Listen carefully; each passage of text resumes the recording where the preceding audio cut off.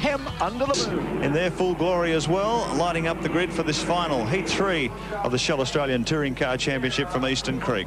Fantastic sight there. Craig Lowndes will lead them away this time from that victory in Heat 2, with Neil Crompton in the Coca-Cola Commodore alongside him. Russell Ingall in the Castrol Commodore start out of row 2 with John Bowe alongside the Castrol Holden. Dick Johnson behind them with Wayne Gardner alongside car 17. Row 4, Tony Longhurst in the Castrol Falcon with Larry Perkins in the Castrol Holden alongside him. Rounding out the 10, Paul Romano moving up through the pack in the pack leader racing Falcon EF, and Terry Finnegan in the Sony AutoSound Commodore. The V8 Brigade ready to blast in the dark. This is heat number 3 on tonight's program. Lowndes and Crompton share the honours. Who will it be as they rocket into turn number 1? It's the kid again with the whole shot. Heading down a blaze of lights. Crompton has not given an inch on the outside, looking for some racing room. Glenn Seaton making his way through the field, but once again it is Lowndes from Crompton. The other Coca-Cola car of Wayne Gardner up there. The two Shell cars, Johnson and Bowe. Russell Ingall in the Castrol entry. Come back through the back part of the circuit, looking magnificent under lights here, Eastern Creek. Peter Brock and Mark Scaife's cars, both too badly damaged to continue in the third heat, unfortunately. So Lowndes alone to fight. The Holden Racing team at the front of the field. They come up through the switchback. What sort of a challenge does this present to the drivers driving at night, Bradley? Any difference? It should be a lot better for them, really. It'll be a little bit cooler, won't be so hard on the tyres. Maybe the Bridgestone guys might have to work a little harder earlier to get the heat into their tyres, but as you can see from the job Craig's doing, it's not really a problem. Craig Lowndes leads them down the main straightaway for the first time in this one. Yet another good start from Neil Crompton as the crowd goes nuts. They're really warming to Craig Lowndes. Russell Ingall, Mark Osler, has been one of the stars of the program, up into third place. Really has been outstanding. Guy very strong in European Formula 4, and now on the inside comes Wayne Gardner, fighting back from that black flag here in the second heat. He's really pumped up. I know he was on fire in the pits a few minutes ago, so we really want to get a good result out of this final heat. Up behind his teammate Neil Crompton. Ingall shuffled back one position to 4th. As we take race cam aboard Dick Johnson's car, Dunlop race cam, in behind Russell Ingall. You can just see how busy they're working across this twisty part of the circuit. You can also get a feel of how well lit Eastern Creek is tonight. A few of the drivers had some reservations before tonight's action. It is extremely well lit, and the guys enjoying themselves out there on the track. Russell Ingall, the pressure is on the Castrol pilot now. Dick Johnson right behind John Bowe, a place further back. Well, it's been a great fight back from Dick Johnson. Had an engine problem in the first heat, had to change engine, started from the rear of the second heat, fought his way up on the grid for the start of this third, and he's really on fire here tonight. FAI 17, Johnson running in 5th position, right behind Ingall, with Gardner, Crompton and Lowndes ahead of him.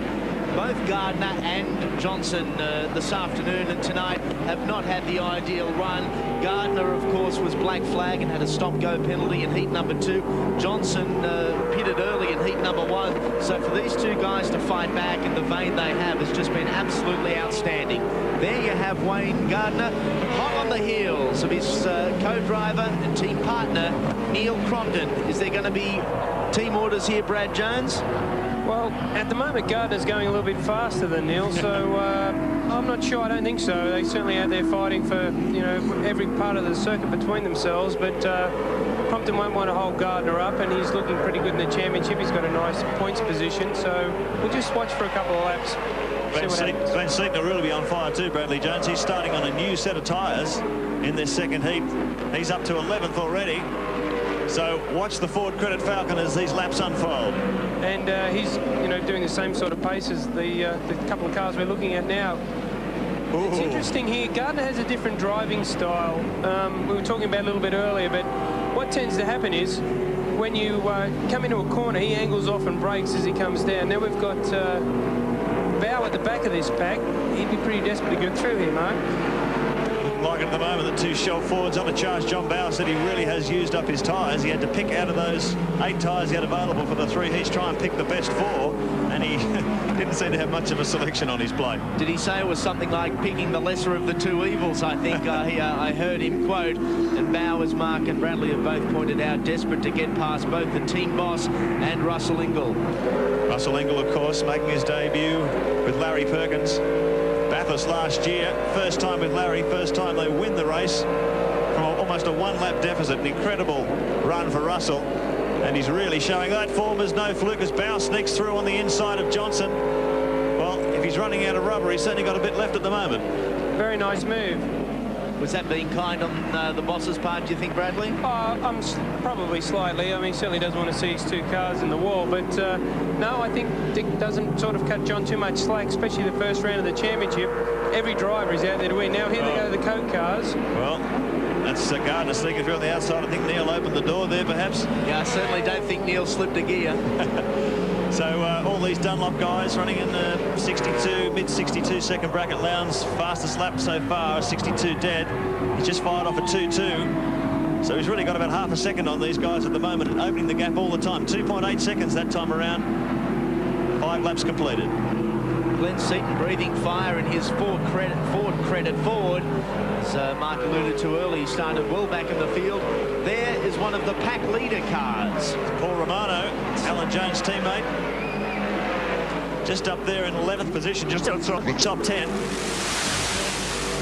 22-year-old from Queensland, debuted in the V8 category in a Commodore last year, and now has changed to this level 1 operation. And look at this as Seaton closes in right behind Alan Jones. There could be a little bit of feeling here.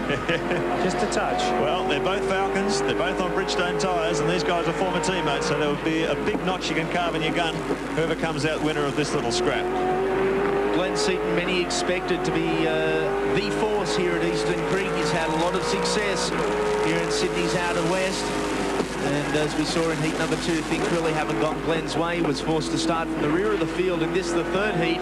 He's come through really well, and now chasing Alan Jones, a slower car in the way. Both drivers managed to get round without a problem, and there is the freight train that heads down the main straight. Quite literally the charge of the light brigade as they come down the main straight. It's still Lowndes in control, Gardner second, Crompton, Ingall in fourth, John Bow, Dick Johnson, Tony Longhurst, Larry Perkins, Alan Jones and Glenn Seaton climbing up into the top 10.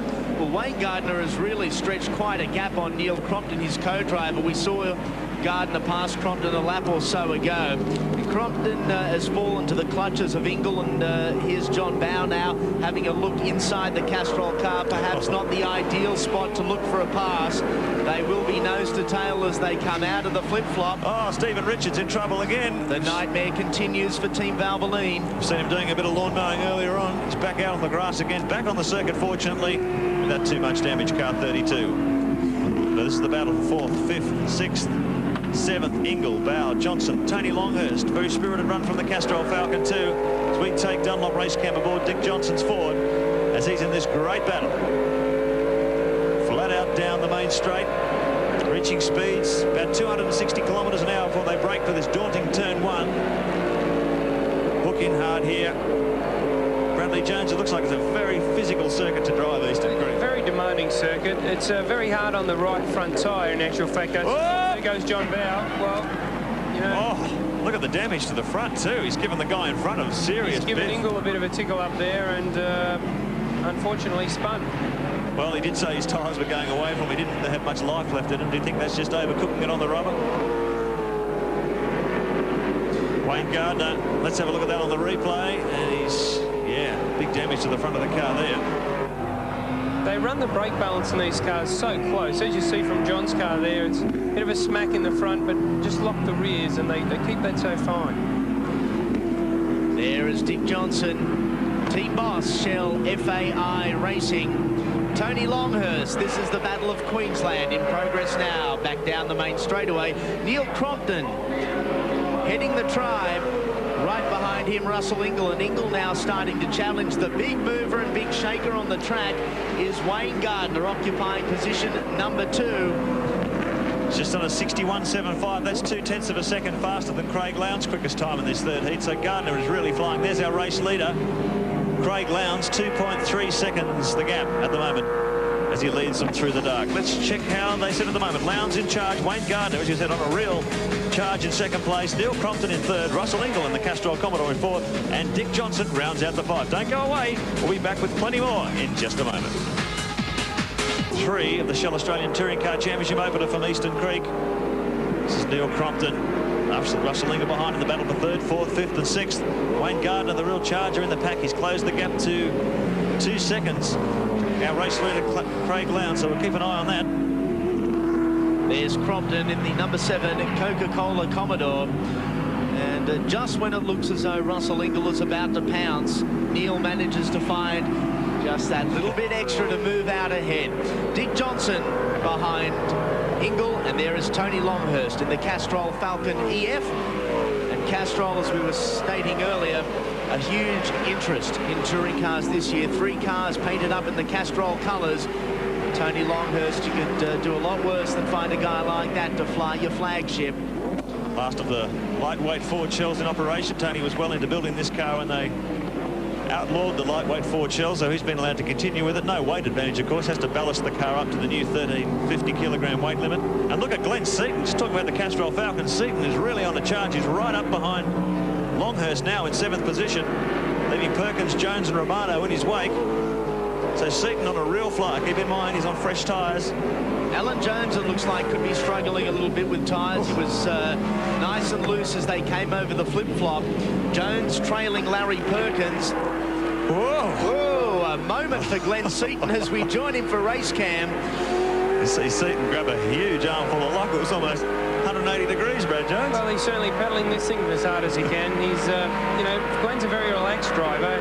You can see from the way he's sitting there, there's a bit of a glance around. Oh, Mitre 10, 3 out of 3 for Marcus. He's knocked the lip off another Mitre 10 front spoiler. So he's not having the best of opening rounds for his Shell Championship this year. Down the inside of Longhurst. Just take on race cam as he sneaks down the inside of the Castrol Falcon. That'll move him up to 6th position. He really is flying. There's your race leader, Craig Lowndes from Victoria. The real news here, it's down to 0.9 of a second that time around. There is Gardner in the red and white Coca-Cola Commodore behind them. Could this be a situation, Brad, where the Dunlops are working better in these cooler temperatures? Oh, I'd say this will be an interesting test for Craig. Gardner's certainly catching him. They pulled a second out of him on that lap, so Craig's obviously had a little bit of trouble with traffic. And it'll be interesting to see how he puts up with the acid test. So 8 laps to go. Look back through the top 10 here on the main straight. Just see Lowndes, Gardner and Crompton sneak through. Quite a gaggle after Crompton. There's Crompton there. Then we've got, I think it's Ingall, Johnson, Seaton, Longhurst, Jones. There's Larry Perkins in 9th position. And Paul Romano right behind him in 10th. Good run from Romano. Fair bit of pressure on the youngster's shoulders. And John Bowe, meanwhile, has come into pit lane. Here's his teammate Dick Johnson, locked in a big battle with Glenn Seaton. As we said, Seaton on a real charge right up behind Johnson in 5th position right now. There's Bowe. And a bit of battle damage there, Brad. Not a good start to his championship year, really. I mean, it's going to be a tough battle from here. Down go the curtains on the John Bowe pit. Not a good start for the year. Glenn Seaton, meanwhile, continues the attack. Pulls out of the draft behind the Shell 17 Falcon. Look at the amount of horsepower he's getting out of this Ford Credit Falcon as he sneaks down the inside of Dick Johnson's car, picks up another position. That's up to 4th. He's only got Crompton, Gardner and Lowndes ahead of him. He's really flying, Brad. Fantastic job, really. His car's obviously handling very well. Glenn's cars have never been unbelievably strong. Oh, big move under Ingall there. A bit of a touch. But his car's working great. He's obviously got the good tyres on it, and he's marching towards the front. He's doing the same pace as the leaders. He's just got a bit of a traffic problem here. Couldn't get closer than that at a turn 2. Braking from 190 kilometres an hour turn across this difficult switchback. Ingall have his mirrors full of Ford Credit Ford here. They come back onto the circuit, up toward turn 5, turn 6. 14 laps completed this time around, 6 to go. I can assure you Russell Ingall knows exactly every move Glenn Seaton is making at the moment. The two all but touched earlier on in this lap. Seaton